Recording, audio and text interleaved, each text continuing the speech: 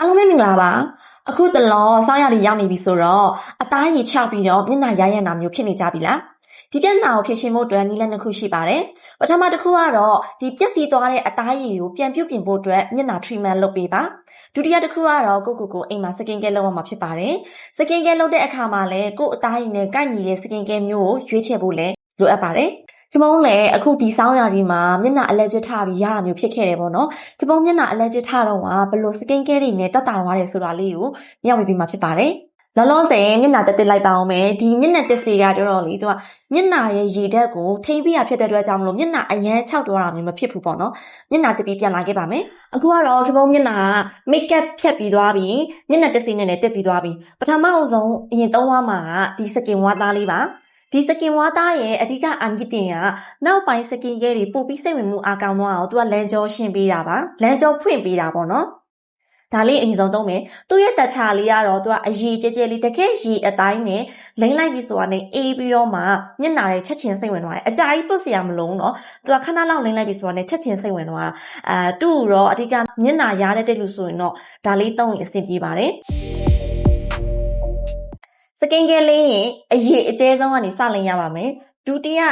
နည်းနည်းလေးပိုကျဲတဲ့ဟာဒီ essence လေးပါ essence ကနေစပြီးတော့သူကရေဓာတ်စဖြည့်ပါပြီခဏတော့စကင်ဝါသားကသူကနောက်ပိုင်းစကင်ကဲတွေလမ်းကြောဖွင့်တဲ့အနေနဲ့သုံးတယ်ဒီ essence ကတော့သူကအဆိုဓာတ်ဖြည့်တဲ့အနေနဲ့သုံးတယ်နော်အဲဆိုရင်ဒီ essence တွေသုံးမယ်ဒီအခုခင်မုန်းသုံးပြတဲ့စကင်ကဲတိုင်းကအားလုံးကအေးလေးပဲမျက်နှာပေါ်မှာပူတော့မျိုးမရှိဘူးနော် essence လိမ့်တော့မယ်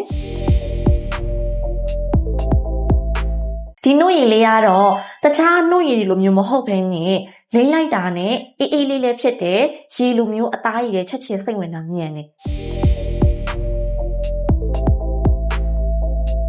နောက်ဆုံးတစ်ခုကတော့ဒီ cream လေးပါဒီ cream လေးကသူ့ရဲ့အာနိတင်ကတော့ဒီအရှိမလိမ့်ထားတဲ့စကင်ရဲတွေမျက်နှာအသားရည်အပြင်ကိုပြန်မထပ်သွားအောင်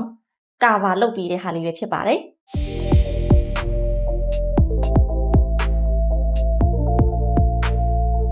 အဓိကကတော့ကိုကဘယ်အသားရည်နေရာမှာခြောက်လဲပေါ့နော်ခင်ဗျားဆိုရင်ဒီနှခမ်းသားတစ်ဝိုက်မှာအရန်ပိုခြောက်တယ်တခြားနေရာတွေထက်ဒီနှခမ်းသားတစ်ဝိုက်ကခြောက်တယ်အဲဆိုတော့အဲ့နားလေးကိုအဓိကစိတ်ဝင်အောင်လင်းပေးပါတယ်ကဲဒါဆိုရင်တော့စကင်ကဲ၄မျိုးစလုံးလင်းပြီးသွားပါပြီဒါကတော့စကင်ကဲတဲ့အပိုင်းပြီးသွားပြီနောက်ဆုံးတစ်ခုကတော့ make up လည်းမလိမ့်ချင်ဘူး make up လိမ့်ထားသလိုမျိုးစီကက်ကက်လည်းမဖြစ်ချင်ဘူးပြလည်းမပြချင်ဘူးဆိုရင်တော့ဒီ cream လေးသုံးဖို့အကြံပေးပါတယ်ဒီ cream ရဲ့အားသာချက်ကသူက make up လိုမျိုးစီကက်ကက်ကြီးမဖြစ်ဘူးအဓိက